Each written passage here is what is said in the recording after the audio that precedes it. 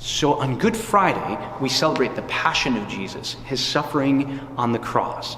On that day, we fast from food, and we even fast, it's the one day out of the year where we fast from celebrating the Mass itself. Because we say, Jesus has died. His body has been placed in the tomb, and out of lament and suffering, we even fast from celebrating Holy Mass. And so we use the Holy Eucharist that was consecrated the night before, that comes from that Mass of the Lord's Supper, and it is the thing that takes us over. It passes with us from death to life.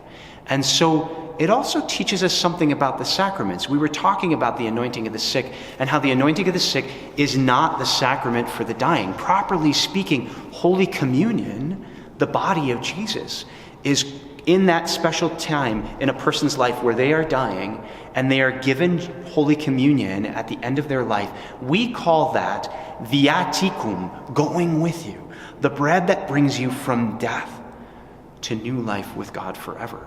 And so on Good Friday, we also receive, in a way, viaticum. As the Lord goes to his death and he will rise again, we receive Jesus' body and blood as going with us, being with us. Even when we do not celebrate the Mass, we receive Jesus' body and blood in Holy Communion. And then the Easter Vigil. The Easter Vigil is right on the cusp of wrong and right. It's right on the cusp of a world broken in sin and death and the rising of new life. And so it's that limit right in between the two, right when death and life are locked in a contention, a wrestling match. Jesus in the tomb, will he die? Will death take him? Will that be the last word? Or will he rise again?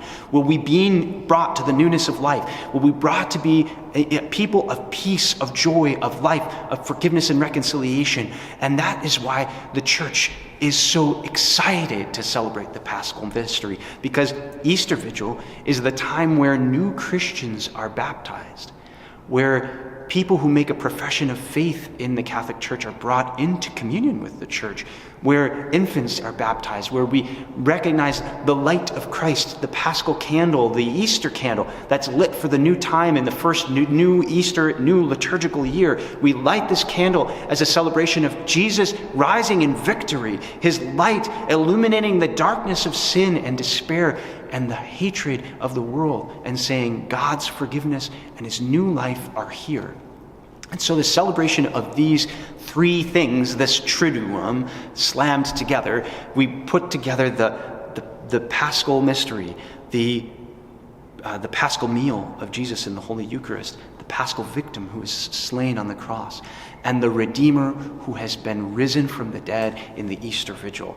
And the whole mystery of Christ's passion, death, and resurrection is played out before us in the Triduum. So if you've never experienced the Triduum before, I invite you to go to the Triduum, to experience it for yourself, to see the drama and the beauty of Christ's love played out for you in the mystery of Jesus' Holy Eucharist, his death, and his rising from the dead.